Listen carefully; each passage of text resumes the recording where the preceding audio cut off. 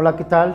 Pues ya estamos en el módulo 4, retos del gobierno y la sociedad para el bienestar. En este módulo vamos a aprender qué es lo que está sucediendo en nuestro país y cómo podemos nosotros enfrentar estos retos, tanto de la parte que nos toca como ciudadanos, como la parte de los partidos políticos. Hemos estado hablando en los 3 anteriores módulos sobre cuáles son los retos que tienen los partidos políticos, sobre cómo podemos promover la participación de los ciudadanos para mejorar la calidad de la democracia y cómo construir una agenda a través de las redes sociales en donde podamos incidir en la toma de decisiones. Bueno, pues ahora se trata de justo dimensionar hacia dónde van estos retos y cómo podemos avanzar en ese sentido, a coadyuvar con el gobierno, a coadyuvar con estos actores sociales y también a trabajar de una manera, digamos, paralela junto con los partidos políticos, con el gobierno, para poder nosotros participar en este bienestar social, en este bienestar y paz social que queremos todos los mexicanos. Bienvenidos a este módulo 4. Retos del gobierno y la sociedad para el bienestar. Como hemos visto, los partidos políticos son protagonistas de la política mexicana. Los partidos políticos constituyen los pilares y las bases de esta sociedad mexicana y del sistema político en el cual nosotros estamos inscritos. Sin duda existen muchos retos. El principal reto tiene que ver con la credibilidad de los partidos políticos. Recordemos que la credibilidad se construye día a día, la credibilidad se forma a partir de los compromisos ciudadanos, pero también con el cumplimiento de estas promesas. Los partidos políticos tienen el gran reto de cumplir con las promesas y de rescatar este modelo de representación política en donde los ciudadanos tienen una gran incidencia en qué es lo que se está haciendo a partir de la atención a las peticiones y por supuesto de la atención que tienen los grandes problemas sociales. Y existen muchos retos para mejorar nuestro país. En estos momentos que nos encontramos en la pandemia, en estos momentos en donde urgen medidas sanitarias para garantizar que la población que se encuentra expuesta no sufra, no tenga problemas de salud y por supuesto disminuyan los contagios, me parece que uno de los retos fundamentales está en ser responsables, pero también recíprocos en este proceso de relación entre gobierno y sociedad. Esperamos que la pandemia, por supuesto, ceda, que los contagios disminuyan y creo que después de ese reto que será estar todos ya en el ámbito público, en la escena pública y bueno, participando para que la economía crezca, creo que también tenemos distintos retos de los cuales vamos a hablar en este apartado. En el contexto latinoamericano, las elecciones de 2018 transformaron el escenario político. Hubo cambios incluso en este poder político en un viraje de izquierda a derecha. Muchos de los partidos políticos que hicieron coaliciones lograron integrar dentro de sus filas a candidatos que habían sido de izquierda históricamente, pero que ahora han pasado a ser candidatos de otros partidos. Creo que el amalgama que tenemos ahora de pluralidad política le va a inyectar nuevos bríos a la política mexicana y esta desafección y esta desconfianza que se ha tenido históricamente por las instituciones políticas y por los partidos políticos, me parece que puede ir cediendo a la medida en que nosotros podamos ir entendiendo el papel que tienen los partidos políticos, los institutos políticos y también el papel que pueden desempeñar los ciudadanos para exigir que estas condiciones mejoren. En América Latina se ha dado un nuevo fenómeno de búsqueda democrática. Existe mucha inconformidad por los resultados que han arrojado los gobiernos, las crisis económicas, la inestabilidad política, el atropello a los derechos humanos y estas grandes crisis económicas que están generando también la búsqueda de nuevos espacios. Tenemos migración en toda América Latina que está construyendo un nuevo escenario político porque hay una gran movilidad de actores sociales. Entonces, estas circunstancias están modificando el escenario actual.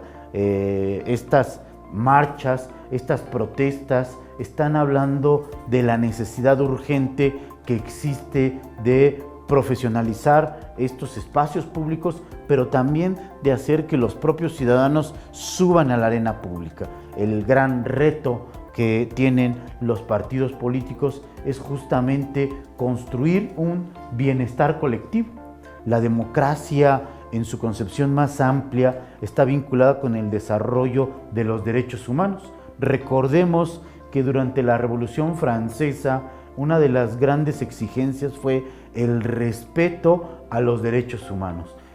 Nosotros tenemos, en el caso de México, derechos políticos para poder ser candidatos, para poder votar y ser votados. Pero además de los derechos humanos que podrían estar en el voto, que podrían estar también en el derecho a la salud, tenemos otros derechos como el derecho a la información, el derecho a la salud, el derecho a la educación. Es uno de los grandes derechos que me parece los partidos políticos no han ocupado o los partidos políticos han dejado a rienda suelta.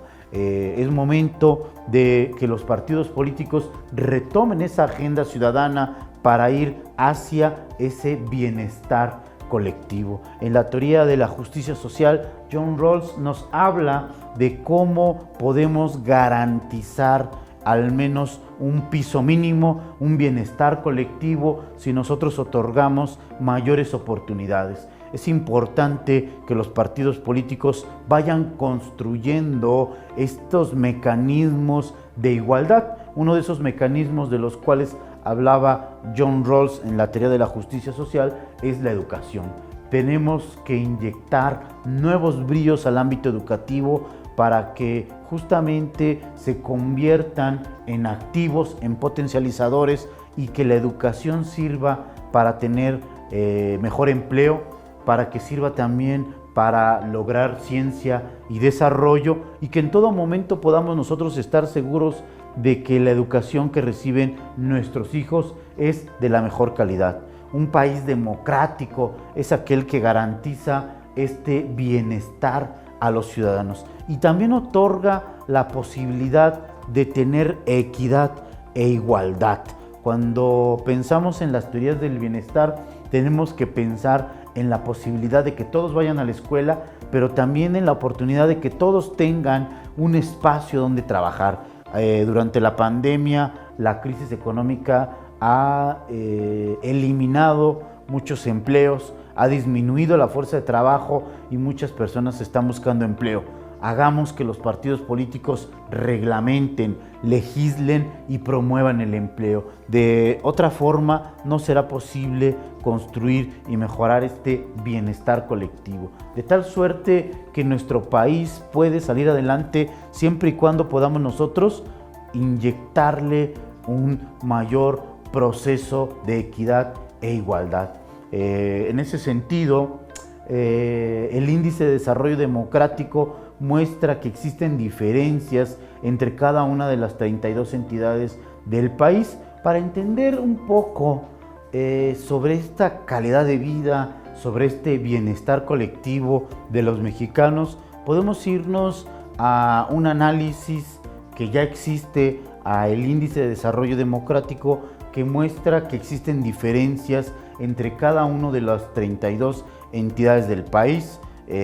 Podemos ver aquí en la imagen Aguascalientes, digamos que tiene el mayor índice de desarrollo democrático, después sigue Baja California, Yucatán, Querétaro, la Ciudad de México y así nos vamos hasta llegar a Oaxaca, Michoacán y Veracruz, que es el que tiene el menor índice de desarrollo democrático. ¿De qué depende este índice de desarrollo democrático? Bueno, depende de las libertades, depende de las leyes, depende de esas posibilidades que tienen los ciudadanos de desarrollarse ampliamente y en todas sus capacidades. La educación, por ejemplo, insisto, tiene que ver mucho con este índice de desarrollo democrático, porque aquellas entidades de la República que tienen garantizada la igualdad en términos de poder acceder a la escuela podrán tener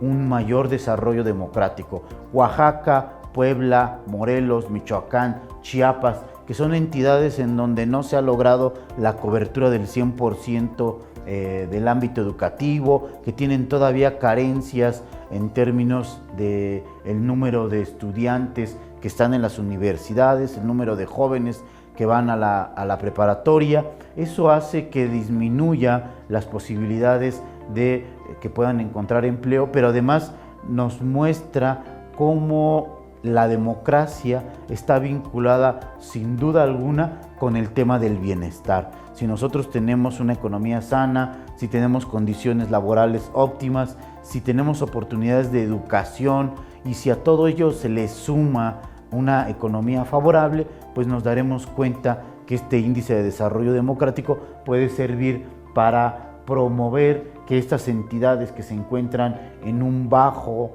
índice de desarrollo puedan mejorar. Hacemos votos para que los partidos políticos se den cuenta de que al final de toda la historia el punto de inflexión, el punto de interés es hallar el bienestar colectivo de los ciudadanos. Analizar la democracia, por tanto, es describir a estas instituciones en la medida en que cumplen con sus objetivos para garantizar el respeto a los derechos humanos. El Estado de Derecho es otro de los elementos que podríamos analizar para darnos cuenta si en cada una de las entidades de la República se tiene el mismo acceso a la justicia y si en todas las entidades de la República se tiene ese aparato jurídico para regular y para controlar a la sociedad. Al final de cuentas, el Estado de Derecho está vinculado con el cumplimiento de las normas, con el cumplimiento de los reglamentos y de la manera en la cual se construye esta sociedad. Hablamos también de otro de los retos que tienen los partidos políticos y que tienen también los gobiernos, es garantizar y promover esta integridad electoral. Otro de los grandes retos que podríamos enumerar dentro de esta dinámica de la democracia, de los partidos políticos y de la participación ciudadana es cómo garantizar la integridad electoral. Se ha cuestionado mucho el papel del Instituto Nacional Electoral, se ha cuestionado la manera en la cual se hacen las elecciones, pero me parece que México tiene una gran oportunidad para salir adelante, para promover el desarrollo de la cultura y de los partidos políticos. Otro de los grandes retos que tenemos dentro de la vida pública, dentro de la sociedad y dentro de esta dinámica partidista está justamente en el tema de la integridad electoral. Se ha cuestionado mucho al Instituto Nacional Electoral sobre la centralización que hace de las elecciones, si sería necesario quitar a los OPLES o si sería necesario reformar este sistema electoral. Me parece que las elecciones que se han desarrollado han sido cada vez más limpias. Estas elecciones creo que han garantizado que haya ganadores y perdedores, pero en su justa medida con elecciones transparentes. El papel que tiene la sociedad para garantizar que siga habiendo este tipo de comicios es a través de la vigilancia, de la observancia, de que puedan seguir a cada uno de los partidos políticos para saber qué es lo que están haciendo. El desarrollo de las elecciones limpias en América Latina constituye uno de los principales retos, porque la democracia se muestra vulnerable ante el incremento de la pobreza, la ausencia de mecanismos de control electoral, la corrupción en América Latina que ha corroído a muchos de los gobiernos, es lo que hace que tengamos que volver nosotros un poco al análisis de qué es lo que está sucediendo en cuanto a la integridad electoral. Me parece que los órganos de elección, me parece que la manera en la cual se ha realizado permiten que podamos tener cada vez mayor certidumbre en torno a los procesos, y las instituciones construyen esta democracia a partir de una continuidad en el uso de las normas y en el uso también de las reglas. Participar en estas jornadas cívicas permitirá que tengamos nosotros elecciones libres y equitativas, que son el elemento fundamental de la democracia. El reto es hacer que estos organismos electorales sean cada vez más transparentes y garanticen una equidad en la contienda. ¿Qué significa eso? Significa que podamos nosotros tener la certeza de que tanto candidatos como candidatas puedan tener el mismo apoyo por parte de los partidos políticos y puedan tener también el mismo apoyo por parte de las televisoras. Los spots nos hemos dado cuenta que tienen una discriminación más hacia los hombres, y las mujeres tienen menos productos, menos representación en las cadenas televisivas, en los medios de comunicación. Esto creo que se está eliminando, se está disminuyendo, y ahora tenemos una equidad mediática cada vez más fuerte, en donde el 50% de los spots que compra un partido pertenecen a candidatos varones, y el otro 50% de spots y de productos comunicativos pertenecen también a las mujeres. Estamos viviendo nuevos retos en torno a la diversidad sexual y en torno también a esta equidad y igualdad de género. Las elecciones de 2021 fueron una de las elecciones que tuvieron la mayor cuota de mujeres en la vida pública. Las mujeres están caminando hacia el empoderamiento, hacia la representación política, y creo que la reforma de 2014, la reforma política que planteó la paridad y equidad electoral, está rindiendo sus frutos ya en las elecciones de 2021. Los partidos políticos, por tanto, garantizan el desarrollo de la democracia a través de un sistema de contrapesos. La exigencia de mayores espacios para las mujeres se había dado, pero más en el plano ideológico, no se había dado en el plano de las leyes. Hay cambios en la manera en la cual se están asumiendo estos retos.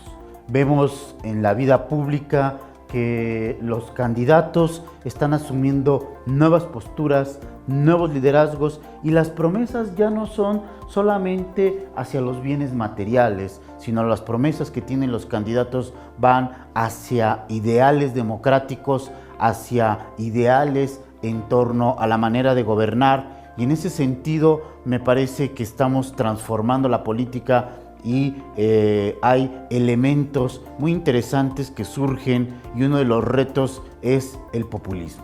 En ese sentido, tenemos que hablar de ese contexto histórico en el cual se circunscribe el populismo, en el cual tenemos primero el autoritarismo, la dictadura, las monarquías que iban en contra de la democracia. Hoy el populismo tiene que ver con la democracia. El populismo es un sistema democrático a través del cual se toma la opinión de los electores, se construye ideas y se construye conceptos, y podemos entender nosotros a estos grandes líderes, a estos populistas como Trump, ¿no?, que a través del discurso logran incursionar en un nuevo nicho de mercado, en un nuevo nicho en el cual los electores son aquellos que habían estado usualmente fuera de la arena pública. En el caso de Estados Unidos, los latinoamericanos habían estado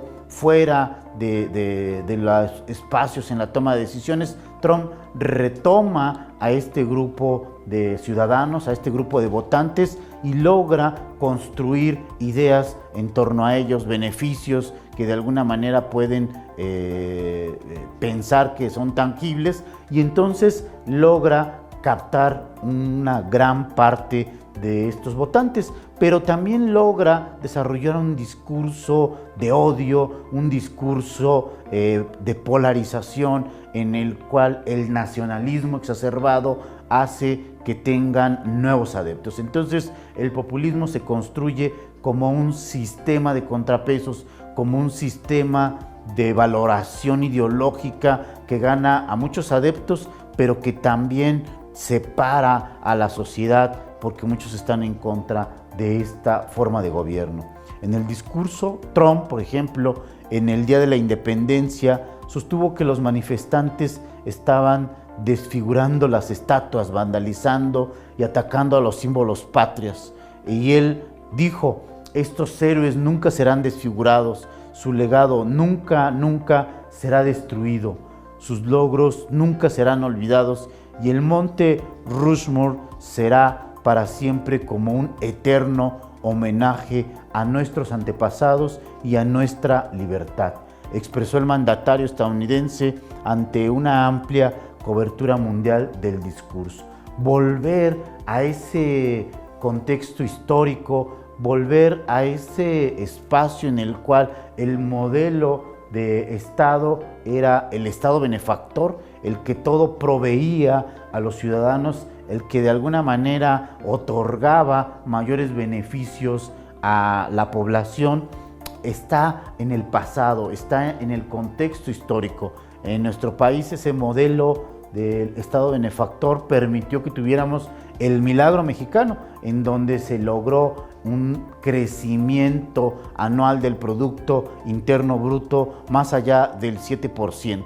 Por eso a esta etapa del desarrollo estabilizador, a esta etapa del Estado benefactor, muchos quieren volver atrás, muchos quisieran tener esos mismos beneficios. Sin embargo, es imposible volver a ese contexto histórico. Pero en el discurso muchos buscan volver a esa etapa, muchos buscan construir nuevos retos en torno al contexto del pasado, volver a ese nuevo sistema. En el discurso, por ejemplo, Trump se construye una narrativa en contra de las instituciones y en contra de estos mecanismos de representación, por lo cual se hace un candidato disruptivo, un presidente disruptivo, un presidente que logra también polarizar a la sociedad. Y tenemos un México que sin duda tiene distintos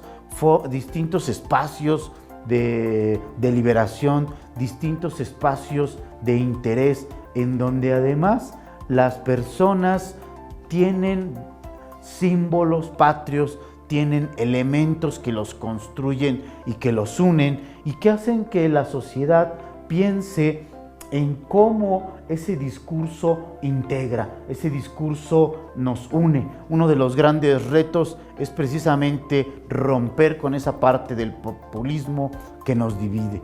En este espacio vamos a ver cómo en este primer discurso, como presidente de los Estados Unidos, Trump llamó a sus seguidores los olvidados, ¿no? Pero además afirmó que reconstruiría al país y que juntos podrían determinar el rumbo del país y del mundo por muchos años. Dijo: vamos a enfrentar retos, confrontar dificultades. Asimismo, sostuvo ante el presidente Obama, quien entregó el poder a Trump, que no solo se trataba de una transferencia de poder entre mandatarios, sino, dijo, estamos transfiriendo el poder de Washington para devolvérselo a ustedes, al pueblo. Es una retórica muy interesante que nos lleva a una nueva dimensión, a una nueva forma de hacer política, y en donde tenemos que entender que ahora el discurso de control, el discurso de convencimiento está ahí en estos grandes líderes populistas, en estos grandes líderes que de alguna manera llaman la atención del electorado. Por mucho tiempo, un pequeño grupo de la capital de la nación ha cosechado los beneficios del gobierno, mientras que el pueblo ha sobrellevado el costo. Washington ha florecido, pero el pueblo no ha compartido los beneficios, dijo Trump, y por supuesto hizo que se dividiera la población entre quienes estaban a favor de Trump y quienes estaban en contra de este nuevo discurso, este nuevo argumento que señalaba Trump. Y este fenómeno del populismo no solamente se encuentra en México, también en otros países como Brasil, con Jair Bolsonaro, y en otros países como Venezuela. También encontramos líderes que han transformado el discurso y que han hecho que la ciudadanía se vuelque a las calles en un discurso polarizante, de división social, de división de clases, y que no está ayudando a compartir este bienestar que deberíamos de tener todos los ciudadanos. Les voy a dar otro ejemplo. Durante la campaña para la reelección, Trump utilizó este simbolismo en el discurso para polarizar a los ciudadanos. En el discurso del domingo 4 de julio de 2020, el aniversario de la independencia de Estados Unidos, Donald Trump, el candidato republicano, pronunció un discurso frente a los expresidentes George Washington, Thomas Jefferson y Theodore Roosevelt, así como Abraham Lincoln, en el Monumento Nacional Monte Rummun en Dakota del Sur. Afirmó: nuestra nación está siendo testigo de una campaña despiadada para borrar nuestra historia, difamar a nuestros héroes, borrar nuestros valores y adoctrinar a nuestros hijos, dijo Trump. Entonces construyó una dinámica de temor, una dinámica de odio, un discurso polarizante, un discurso que dividía, y creo que ese es uno de los retos que tenemos que enfrentar también en nuestro país, tratar de superar esa dinámica en la cual nos hemos inscrito y en el cual se ha polarizado gran parte de la población. Los partidos políticos tienen como objetivo ganar adeptos, ganar simpatizantes y ganar votos, pero deben hacerlo de una manera ordenada, de una manera legal, sin mentiras, sin fake news, sin elementos que engañen a la sociedad. Tratemos nosotros siempre de identificar a estos líderes. Busquemos que los candidatos que llegan al poder sean aquellos que tienen una genuina intención de cambio social. En el caso de México podemos señalar que el presidente Andrés Manuel López Obrador se ha caracterizado por mostrar estas ciertas tendencias hacia el populismo, estas ciertas tendencias que hacen que sea un líder carismático por una parte, pero por otra que construya un discurso de división entre clases, que construya un discurso contra cierto grupo o cierto sector de la población. Pero ¿cómo se puede identificar a un gobierno populista? ¿Qué es lo que hacen los gobiernos populistas? Bueno, pues creo que estos gobiernos populistas lo que hacen es llamar la atención de los electores, invitarlos a votar y construir ideas y construir conceptos que pueden ser incluso falsos, pero que los ciudadanos, ante esa gran necesidad de creer en algo distinto en la política, de creer en algo diferente, pues quedan atrapados en esas ideas, atrapados en ese discurso y en esa narrativa. Es un reto, por supuesto, superar estos mecanismos populistas y entrar a un espacio de deliberación nacional que evite la polarización. El populismo, como un fenómeno político en toda su magnitud, se desarrolló como un concepto en la segunda mitad del siglo XIX en Rusia. En sus orígenes, este concepto evocaba a la democracia, al papel que tienen los ciudadanos para intervenir en los asuntos públicos. Era el tiempo de ese incipiente socialismo que caracterizaba la Unión de Repúblicas Socialistas Soviéticas, la ex-URSS, ¿sí?, en donde había un discurso incluyente hacia las masas. Esa es la percepción que se genera por parte de estos partidos políticos y que al final de cuentas logran modificar y transformar a la Constitución. uno de los riesgos que pudiera tener el populismo es precisamente estos cambios abruptos en la Constitución, estos cambios que pudieran sucederse. Entonces, el populismo podemos entenderlo como una forma de gobierno, como una estrategia para ganar adeptos, para ganar votantes, y también como una nueva forma de desarrollar este sistema político. Estamos ante un gran espacio de deliberación, ante un gran espacio público en donde todos quieren participar, en donde todos los ciudadanos quieren sentirse integrados socialmente, en donde creo que uno de los retos es generar un partido hegemónico, un partido fuerte que logre concentrar esas ideas, que logre concentrar esos anhelos y esos sueños que tienen todos los mexicanos. Por supuesto, no se ha logrado. Hemos tenido hasta 9 partidos políticos en una contienda, lo cual nos hace pensar que tenemos que trabajar muchísimo más para lograr el consenso de los ciudadanos. Las coaliciones electorales que se realizaron durante 2021 tuvieron como objetivo integrar estas ideas, generar una amalgama de planteamientos que pudieran ser útiles a los ciudadanos. Y uno de estos otros retos es garantizar la gobernabilidad, garantizar la paz social. Recientemente en Colombia el presidente lanzó una nueva iniciativa para transformar la ley, para subir los impuestos, y la sociedad se volcó a las calles. La sociedad estuvo pendiente por mucho tiempo de un paro nacional, estuvo pendiente de que esta reforma se revirtiera, y al final se logró revertir, aunque tendrá un costo social muy fuerte porque no podrán recabar más impuestos. Pero lo interesante de estos movimientos sociales, como puede ser también el movimiento de los chalecos amarillos en Francia, nos habla del descontento social que existe por parte de los ciudadanos hacia la clase política, del descontento sobre la manera en la cual se utilizan los recursos públicos, en este caso el dinero público, para realizar también obras, realizar acciones, para plantear una política y una estrategia para los ciudadanos. Creo que estos levantamientos, estas manifestaciones que se suceden prácticamente todos los días en América Latina y que solamente he destacado algunas, nos hablan de la urgente necesidad de plantear y de mejorar esta gobernabilidad, en donde todos quepan, en donde todos participan y en donde existe un consenso en cuanto a las actividades que se están realizando, ¿no?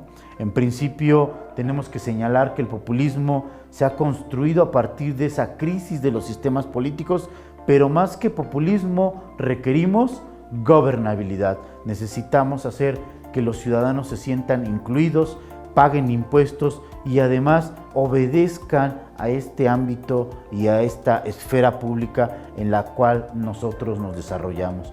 Cuando hablamos de otorgar el valor público a las instituciones, es precisamente reconocer el papel que tienen dentro de la sociedad para construir paz social, para generar el respeto a los derechos humanos, para garantizar la equidad y la igualdad de hombres y mujeres. Trabajemos entonces en torno a este proceso de gobernabilidad. Dice aquí, las fuertes crisis económicas se han desarrollado y eso ha producido también el descontento social. La crisis económica es uno de los retos que tenemos que sortear para salir adelante, porque la percepción que existe por parte de los ciudadanos es que los políticos no solucionan el problema, los políticos no mejoran la calidad de vida y los políticos no inciden en los beneficios económicos. En ese sentido podemos ver las cifras del Latinobarómetro.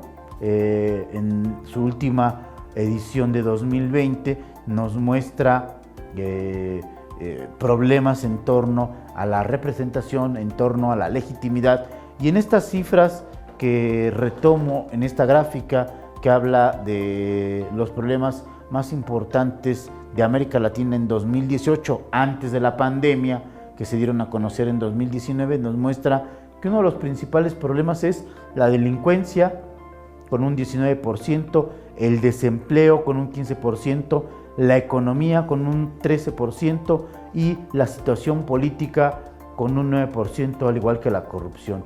Problemas de educación, problemas de violencia en pandillas, elementos vinculados con esa pobreza, la alimentación y otros elementos que podríamos encontrar.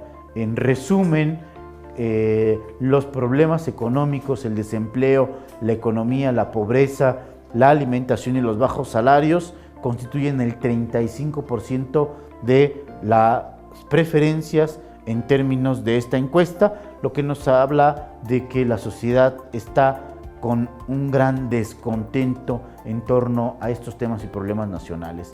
Se ha dado un debilitamiento de las instituciones y organizaciones más importantes del Estado de Derecho, de la construcción de este Estado-Nación, y por ello hay una disminución de la credibilidad de los funcionarios, una credibilidad de los gobiernos, y eso por supuesto constituye fuertes crisis económicas, porque además de la pandemia nos damos cuenta que hay una reiterada desconfianza hacia los políticos. Dice aquí, con una ideología difusa que se centraba en el pueblo como el destinatario de la lucha social y de las transformaciones que postulaban en el discurso los políticos. Así se va construyendo este nuevo movimiento populista que además hace uso de la ideología, ¿no?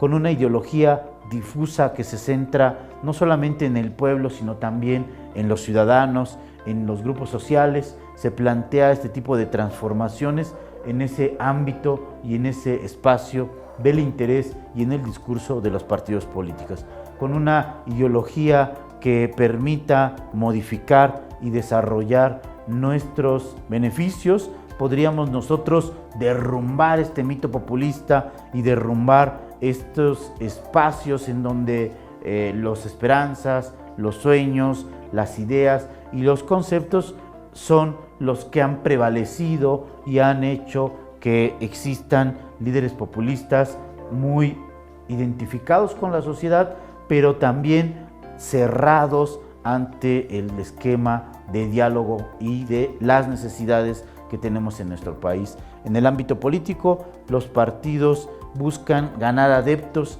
pero también atender esas necesidades que imperan en la región latinoamericana. No solamente se trata de ganar adeptos, sino se trata de dar ideas, de construir soluciones ante la problemática actual, y muchos de los gobernantes cuando llegan al poder olvidan esta gran tarea que tendrían que desarrollar. Estamos ante una nueva legislatura en nuestro país que permitirá entender nuevos contrapesos, entender nuevas corrientes políticas, y creo que se está ventilando, se está saneando este desarrollo de la política mexicana. Latinoamérica, dice, tendrá que enfrentarse a estos desafíos tan importantes. Los cambios del medio ambiente, la desigualdad persistente y la creciente violencia fuerzan a millones de personas de toda la región a vivir en un constante estado de incertidumbre. Entonces, otro de los retos es construir un nuevo espacio de certidumbre a través de las instituciones, acabar con la incertidumbre, acabar con el miedo a partir de establecer mecanismos para garantizar la calidad democrática. Las instituciones, por supuesto, juegan un papel fundamental. La sociedad, por tanto, enfrenta muchas dificultades, pero solo con su participación se podrán solucionar estas problemáticas. Y en ese sentido podemos hablar de la agenda mundial a favor del medio ambiente y de la sustentabilidad. Encontramos regiones muy pobladas del mundo que más adelante se volverán inhabitables. Ahí vemos las favelas en Brasil o alguna ciudad en la Ciudad de México en donde hay un gran hacinamiento, en donde hay un gran número de habitantes que no logran cubrir sus necesidades básicas o no logran cubrir también los servicios públicos como agua potable, drenaje, salud, alcantarillado, etcétera, ¿no? Los recursos de los que dependen en la gran modernidad casi se vuelven escasos y también muy costosos. Una agenda mundial necesitamos a favor del medio ambiente y la sustentabilidad. Los conflictos podrían exacerbarse cada vez más debido a la escasez y a nuestra capacidad para cooperar a escala global, podrían verse limitados. Tenemos que trabajar en torno a darle soluciones a todos estos problemas. La globalización puede ser un problema, pero puede ser también un aliado en torno a esta integración de los mercados. Existe una fragilidad en torno al ecosistema, incluso podríamos hablar de uno de los grandes problemas y uno de los grandes retos que tenemos enfrente es la pobreza energética. Significa que muchas personas no tienen la posibilidad de contar con luz, que no tienen la posibilidad de contar con energía, pero no porque no existan estos servicios, sino porque de alguna manera muchos tampoco pueden pagarlos. No solamente es la escasez de los servicios, sino la imposibilidad de cubrir esas facturas de luz, de cubrir esas facturas de energía, como puede ser también el gas, ¿no?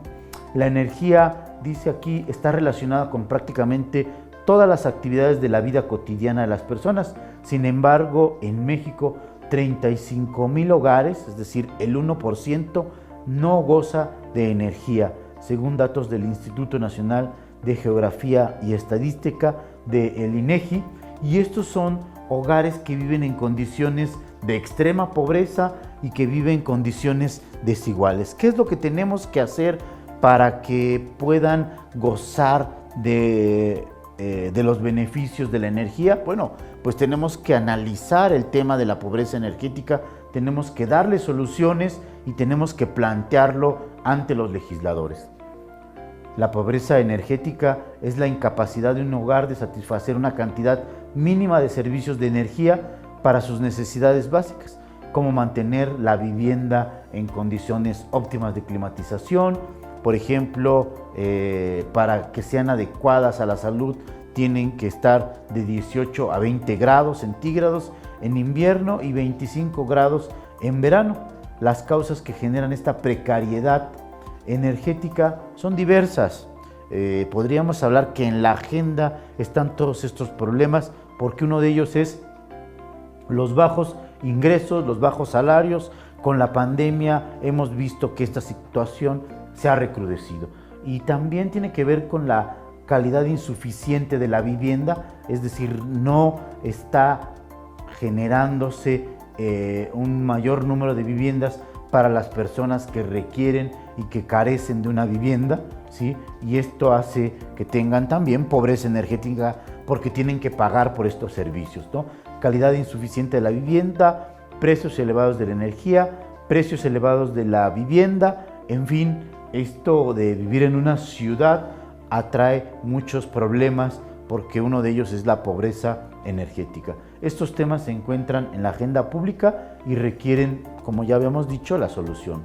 En esos términos, la pobreza energética, podemos encontrar aquí grandes cifras de, por ejemplo, necesidades sin cubrir. 6.394.000 ciudadanos no tienen refrigeración eficiente, 3.841.903 ciudadanos no tienen acceso a ese confort térmico, es decir, sufren frío, sufren calor, ¿no? 2 millones de personas no tienen acceso al calentamiento del agua para bañarse, y 674.651 hogares contabilizados en nuestro país carecen de iluminación. Ya no hablemos del entretenimiento, ya no hablemos de la cocción de la comida, de cómo en algunas ocasiones es difícil que puedan llegar a cubrir la cuota que requieren para poder comprar gas, para comprar energía o para poder avanzar en sus actividades cotidianas, cualquiera que éstas sean, ¿no? Hay una gran desigualdad en nuestro país, hay una gran desigualdad en cuanto a los salarios, y creo que el papel de los partidos políticos debe ir hacia la búsqueda de la igualdad, hacia la búsqueda del reconocimiento de la función que realizan los trabajadores y, por supuesto, promover e incentivar la creación de industria en nuestro país, ¿no? Aquí vemos la gráfica de la desigualdad con algunas cifras, con algunos datos, ¿no? Otro tema dentro de la agenda pública es la desigualdad social, que se vive no solamente en México, sino también en toda América Latina, decíamos, en donde el crecimiento económico de México es magro, los salarios promedios no crecen y la pobreza persiste, pero la fortuna de unos cuantos sigue expandiéndose. Hay una distribución inequitativa de la riqueza. El país está dentro del 25% de los países con mayores niveles de desigualdad en el mundo y es uno de los 2 países más desiguales de acuerdo con la OCDE, ¿no? La OCDE. Este tema dentro de la agenda pública es la desigualdad social que vive no solo México, sino toda América Latina. ¿Qué es lo que tenemos que entender o cómo podemos ir acercándonos a participar en esta vida pública y a entender estos problemas? Bueno, pues en principio con tu voto obligas a los políticos a generar soluciones. Tenemos que votar, tenemos que ejercer nuestros derechos para que también podamos reclamarle a estos partidos políticos. Es importante, por ejemplo, que este principio de justicia ambiental, que significa el uso y aprovechamiento de los elementos de la naturaleza, que pase por decisiones que a menudo producen conflictos o diferencias entre grupos de interés. Entonces, tenemos que promover esta justicia ambiental como uno de los retos que está en la agenda pública. También lo podremos hacer a través de la participación, a través de la prevención y a través de esa responsabilidad compartida. A esa responsabilidad compartida le hemos denominado también las industrias a las empresas socialmente responsables. Creo que las empresas socialmente responsables son aquellas que están respetando los derechos del medio ambiente, son aquellas que respetan también la condición humana y que respetan toda esta serie de valores que como sociedad nos construyen. Seamos productivos en esos términos, comentemos con nuestras personas la necesidad de avanzar hacia este tema de la justicia ambiental. También pueden afectarse el efecto en el cambio climático. Si nosotros no hacemos nada, el cambio climático nos va a alcanzar y vamos a sufrir heladas, vamos a sufrir olas de calor y vamos a tener muchos problemas que pudieron anticiparse. Incluyamos pues este tema en la agenda pública y podamos nosotros participar de estos elementos que son de mucho interés, como la agenda del medio ambiente y la agenda política, que invita a pensar e implementar medidas de reducción, reparación y compensación cuando el daño ecológico no puede evitarse, lo que a veces puede requerir o justificar una cierta interferencia ecológica. Creo que el tema ambiental es uno de los más importantes y creo que lo hemos dejado de lado. Retomar esa agenda es uno de los grandes retos que tienen los partidos políticos, pero también las organizaciones sociales y las organizaciones civiles. Nuestro país está atrasado por lo menos 10 años con otros países como Argentina, Perú, Costa Rica, Colombia, respecto a la protección del medio ambiente. Pues apenas en la próxima legislatura, es decir, la que viene, la que está entrando, será puesta a discusión estas modificaciones a la ley de responsabilidad del daño ambiental. ¿Qué es lo que se busca? Generar mejores espacios de convivencia social, no deteriorar el medio ambiente, no convertirnos en depredadores, no solamente sociales, sino también de la flora y la fauna en nuestro país. México cuenta con una riqueza natural inmensa, especies, animales, flora, maderas preciosas, arrecifes, entre otros. En el camino hacia el crecimiento económico y el desarrollo del país se ha creado una serie de directrices regulatorias en medio ambiente, añadiéndose su adhesión a los tratados y acuerdos internacionales, asegurando así un ambiente sano. El reto se está tratando de solucionar, el reto se está buscando hacerlo realidad, porque creo que el Estado de Derecho nos garantizaría un bienestar público, un bienestar social de todos los mexicanos, y eso es a lo que tenemos que avanzar.